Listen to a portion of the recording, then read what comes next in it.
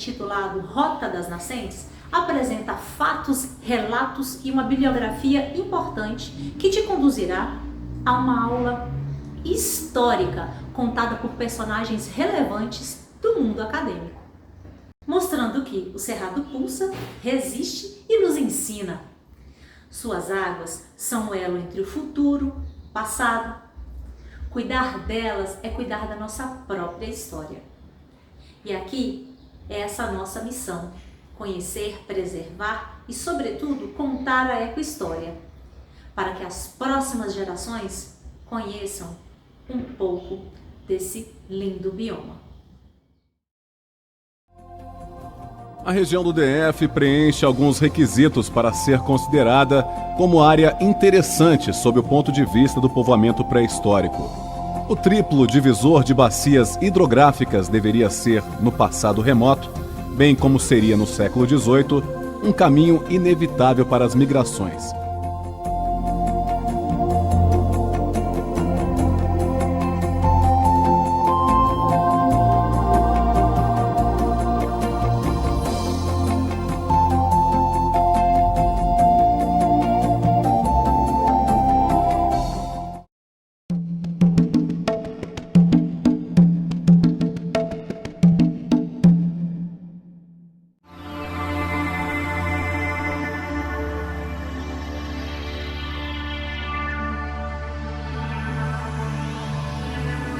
Há 8.000 anos, guiados pelos caminhos dos rios, os andarilhos caçadores-coletores pré-históricos já circulavam por essa região em busca de alimentos.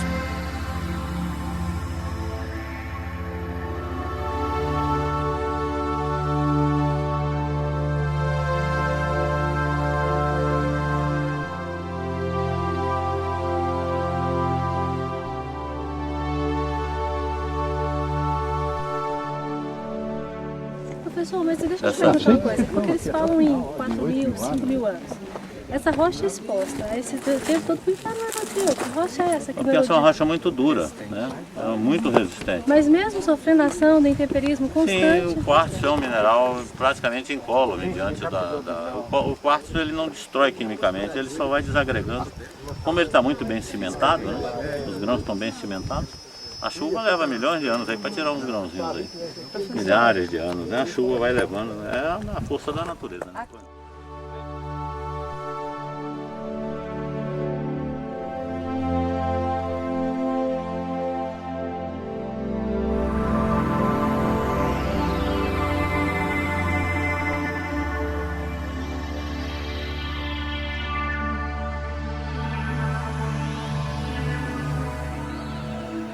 Extraíam da natureza frutos como pequi, guariroba, cagaita, araticum.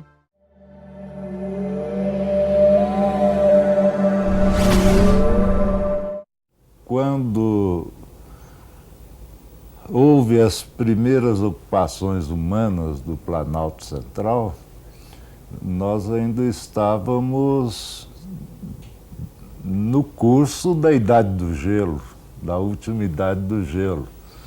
Então, nesse momento, nós estaríamos aí com 5 graus. Isto é um exemplo de uma ecohistória até recente. Isso tem 15.000 anos apenas, que em escala planetária é muito pequeno. E, para a gente ter uma ideia muito elucidativa disso, é a questão do primeiro nome que teve o Distrito Federal e que eu li nas chamadas Cartas de Sesmaria, que eram escrituras de fazendas, modernamente. Então, as Sesmarias da região do Distrito Federal eram designadas como Sesmarias do Sertão do Campo Aberto.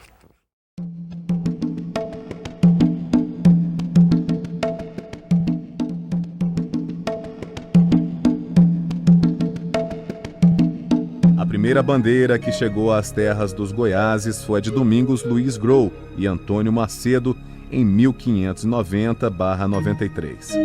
Posteriormente, inúmeras outras estiveram na região. Entretanto, a mais importante foi a bandeira povoadora do Anhanguera, filho, o Bartolomeu Bueno da Silva, que saiu de São Paulo em 1722 e, após permanecer vagando por 3 anos no sertão, descobriu o ouro da tribo Goiás e fundou o primeiro povoado.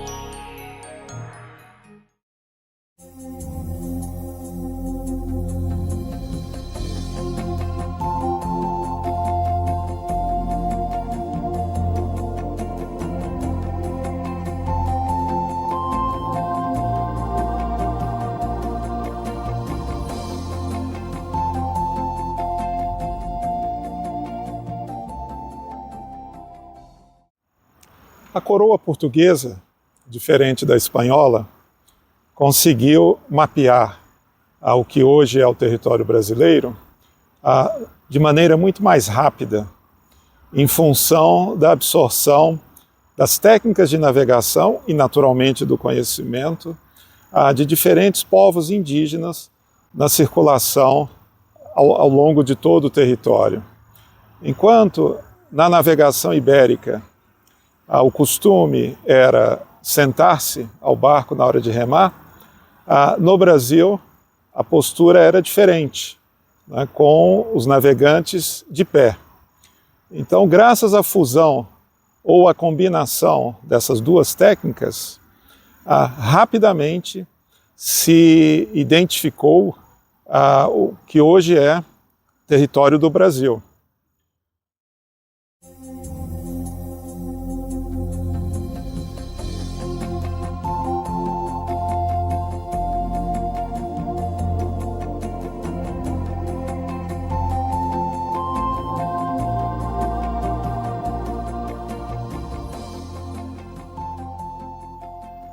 Nesse sentido, na tradição, os portugueses costumavam se referir aos indígenas navegantes como ripícolas, hoje ripários.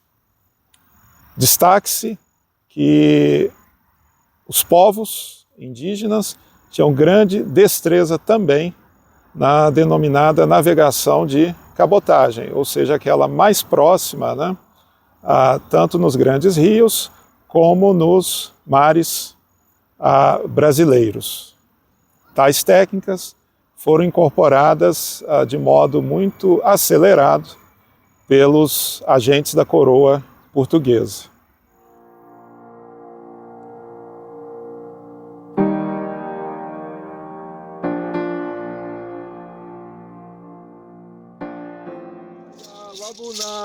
Kanamokore pouyanura Kawera Kanamokore pouyanura Kawera Kanamokore pouyanura Kawera Kawera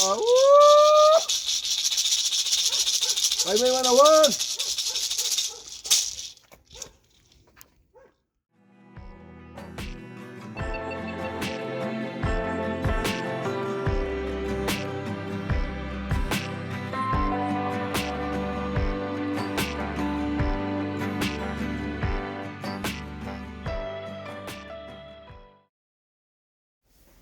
Então, para falar o quanto nós precisamos, né? Nós precisamos valorizar mesmo esses produtores culturais, né? Produtores agroecológicos, né? Que estão nas comunidades, que muitas vezes morrem e a gente só vai valorizar, lembrar de tudo que ele fez depois que morre, né? Quando não tem mais volta. Quando a gente não preparou ninguém para tomar essa frente, acredito e penso, tenho certeza que vale lembrar o registro, que vale lembrar o fortalecimento de tudo isso enquanto essas pessoas são vivas, né? E eles estão bem prontas aí para contribuir, é tanto que eles contribuem voluntariamente, nunca cobrou nada de ninguém, é um serviço voluntário sempre. Para falar de quantos elementos de saberes e fazeres dessa comunidade, né, sobretudo do povo quilombola Calunga, pensando nessa questão aí que é das romarias, né? Que dentro das romarias tem diversos elementos, né? Da cultura quilombola que são produzidas por aqueles mais velhos que não sabem ler, não sabem escrever.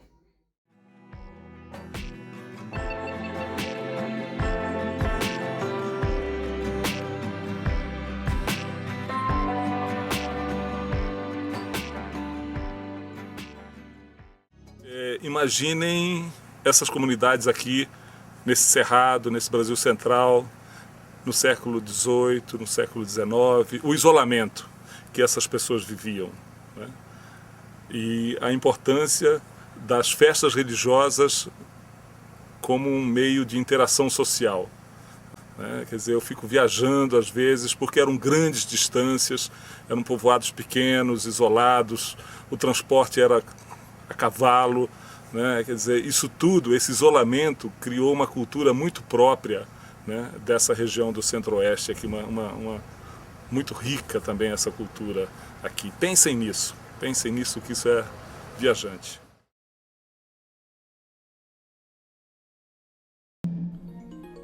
Com a descoberta do ouro em Goiás, funda-se o Arraial de Santana em 1726. A partir daí, novas minas foram descobertas e em cada uma delas funda-se um arraial, aglutinando ao seu redor um significativo aglomerado urbano.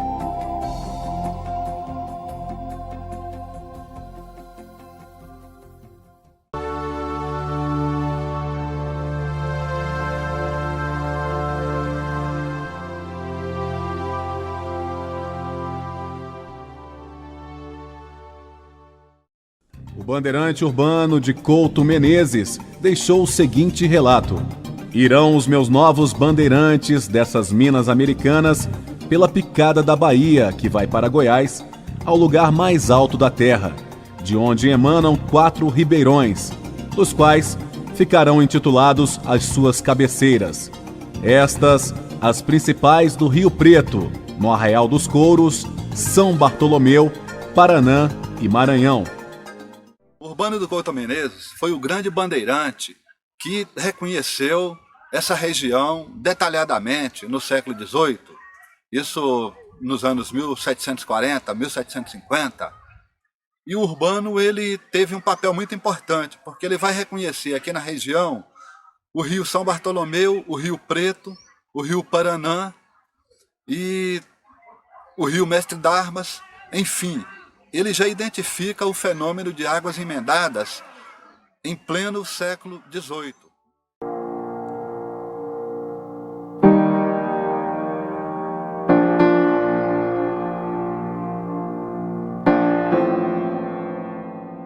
Nem tudo que é torto é errado.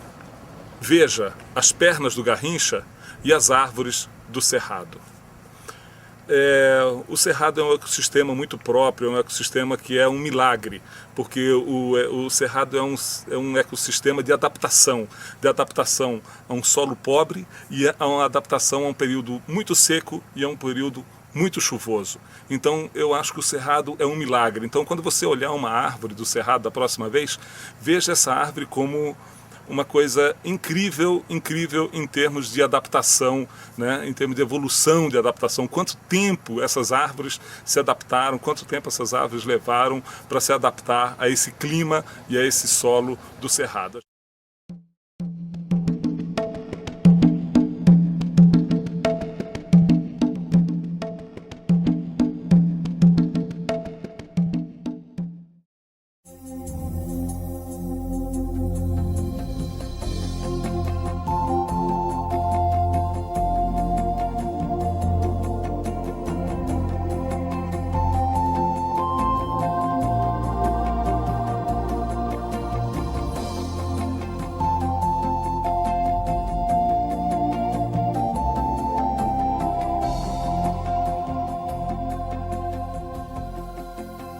Na vasta extensão que acabo de percorrer, há uma bela região situada no triângulo formado pelas 3 lagoas, Formosa, Feia e Mestre Darmas, com chapadões elevados a mais de 1.100 metros sobre o mar, constituindo, por assim dizer, o núcleo que reúne entre si as 3 grandes bacias fluviais do Império.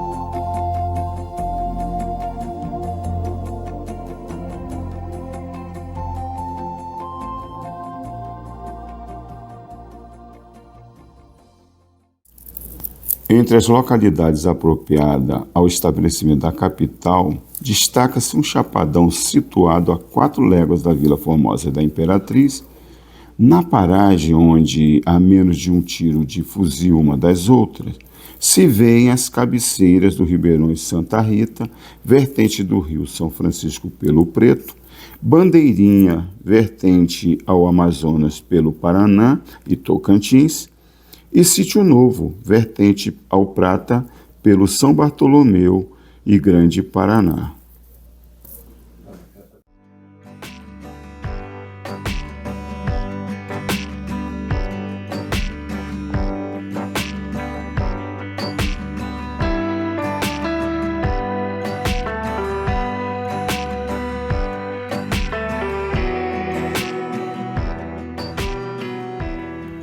Esse é o local em que Adolfo de Van Hagen, imortalizado como Visconde de Porto Seguro, escolheu para que fosse construída a nova capital do Império, quando Dom Pedro II governava o país. E tem uma questão muito curiosa nessa região. Há nesse lugar um ponto que do centro de uma circunferência, com raio de aproximadamente 200 metros, as águas da chuva se separam em 3 direções completamente opostas.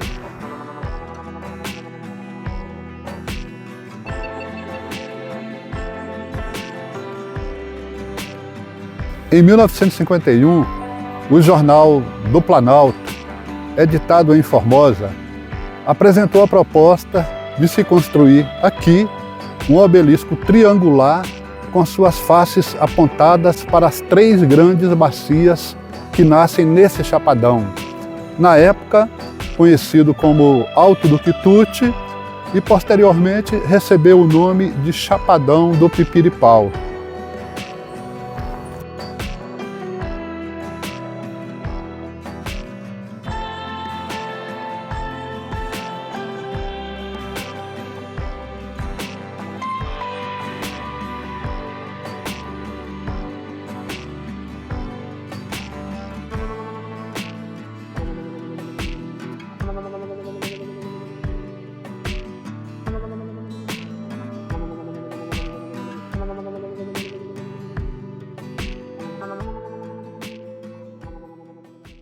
Cerrado que a gente tem hoje, ainda nós temos áreas bastante relevantes, mas a cada dia a ocupação se aproxima desses locais, trazendo não só a ocupação do solo para moradias e lazer, mas também a monocultura, que ameaçam drasticamente os nossos lençóis freáticos e as nossas áreas preservadas, porque a agricultura ela requer cada vez mais grandes áreas.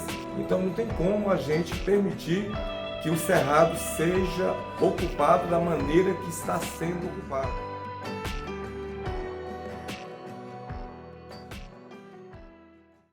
Aí veio o Abencerrado dos Bichos. Isso aqui é um desenho de uma criança de primeira série, né? A gralha do cerrado, né?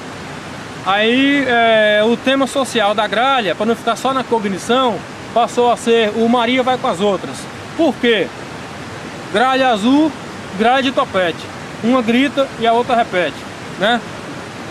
A borboleta. O tema da borboleta é o livre-arbítrio, né?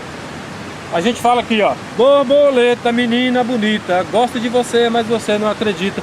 Vestida de seda, bonita menina, se sair do jardim, cuidado na esquina. 1080, outra borboleta, um azul tão bonito, quase violeta.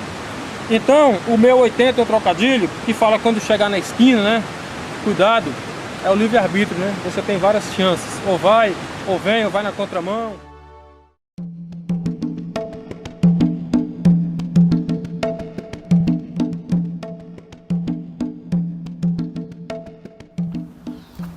As ideias de interiorização da capital remontam ao período colonial da nossa história.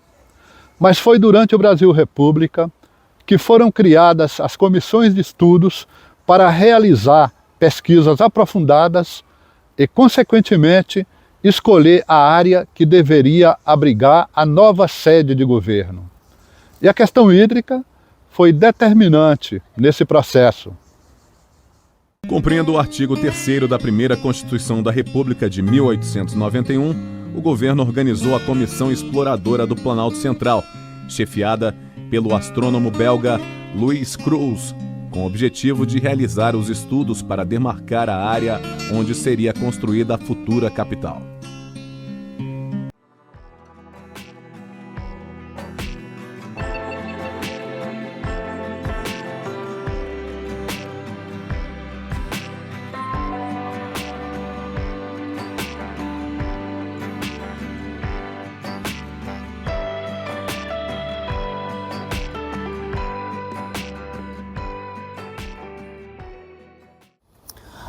A água é um elemento fundamental na vida de todos os seres vivos, especialmente para a espécie humana. Se nós vermos o traçado do percurso dos primeiros humanos que chegaram no Planalto Central há 12 mil anos, nós vamos verificar que a água sempre esteve próxima aos acampamentos humanos.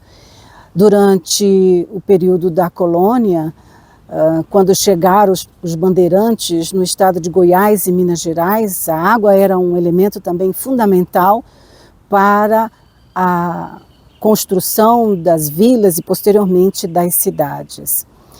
E não poderia ser diferente quando se decidiu que haveria de fazer a mudança da capital do Brasil, do Rio de Janeiro, para o centro do país.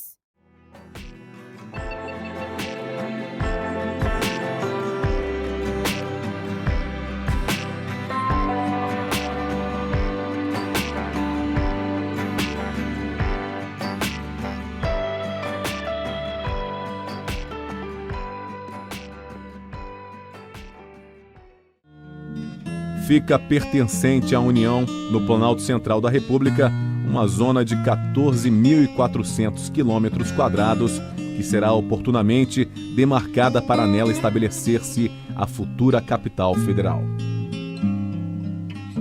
O primeiro IARIMA, o primeiro relatório ambiental do nosso país, vai ser realizado por Louis Cruz em 1892, quando ele reúne um grupo de 21 cientistas, botânicos, farmacêuticos, médicos, sanitaristas, ele astrônomo, de tal maneira que essa equipe qualificada vai percorrer o centro do Brasil para decidir qual seria o melhor local para a nova capital do Brasil.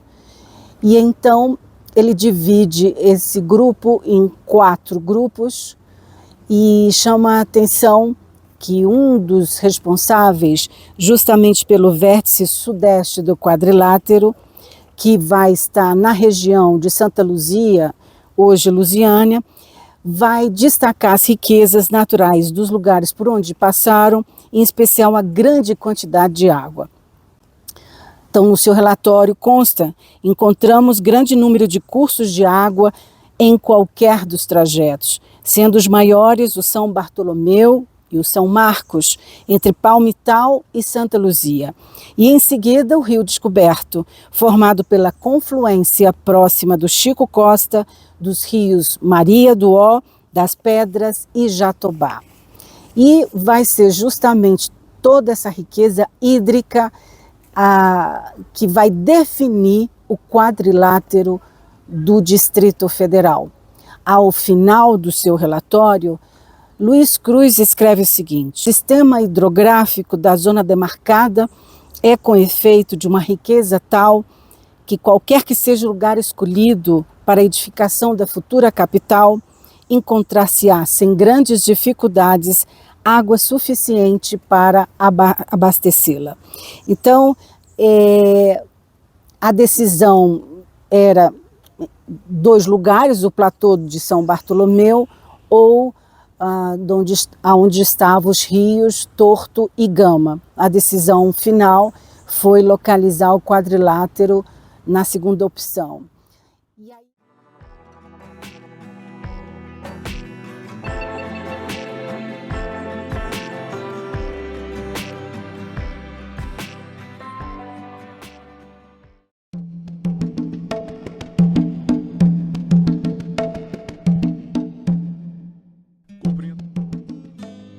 Em 1922, durante a República Velha, o presidente Epitácio Pessoa determinou a construção da pedra fundamental no Morro do Centenário, em Planaltina DF, para identificar a área em que seria construída a futura capital.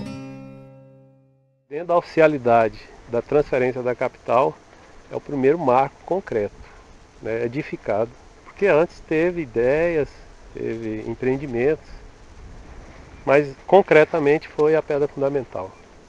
E como consequência imediata, o que teve, além do monumento da pedra fundamental, foi o primeiro impacto especulativo imobiliário dentro das áreas que hoje compõem o DF. Lançaram 5 loteamentos na área que se dizia da futura capital e começaram a desandar a vender terrenos em São Paulo, Rio de Janeiro, Belém do Pará, Recife, Paris, Buenos Aires. Lançou a semente desse negócio que a gente está vendo hoje, que é a especulação imobiliária, que é a grande ameaça ambiental que o Distrito Federal sofre hoje. É a pressão imobiliária.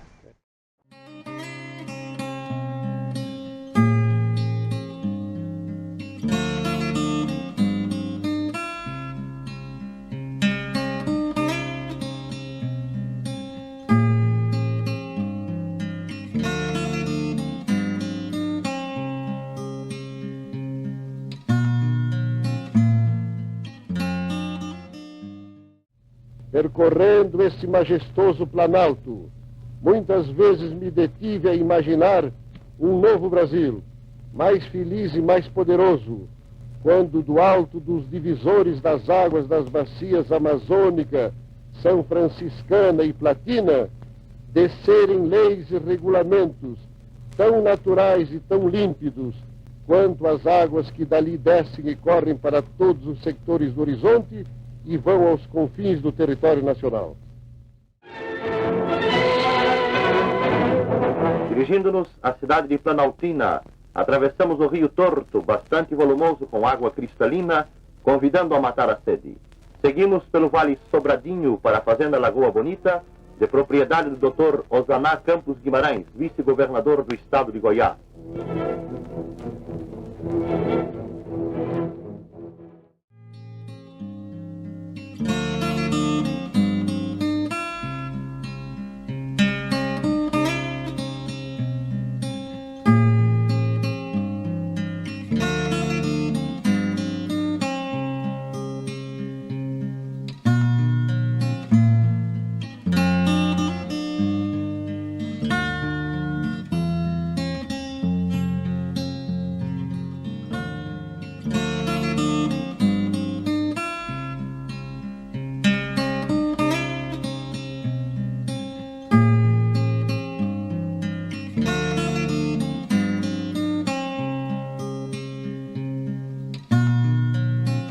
Goiás, que é uma região isoladíssima do país todo, uma região do abandono, uma região que predominava, como nós vivemos aqui, a organização rural, a produção toda era rural, era a criação de gado, era alguma lavoura comercial de café, de arroz.